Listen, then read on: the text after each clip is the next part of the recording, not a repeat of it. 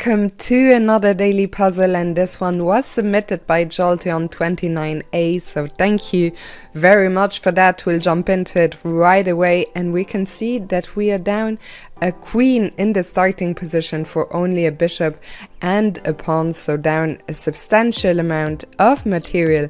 Now there is a rook hanging on f7, but we are not in time to take that, as the knight on c3 is also hanging. It's hanging with check, so we are completely busted here.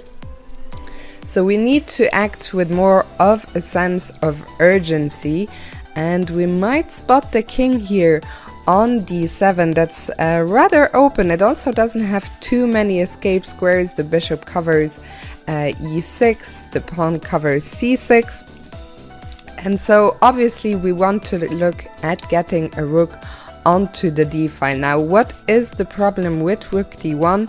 The problem is that the king can simply go to e7, and we still don't have a good follow-up, as this knight is pinned. If we take on f7, same story. c3 is hanging with check, f7 is hanging on the next move.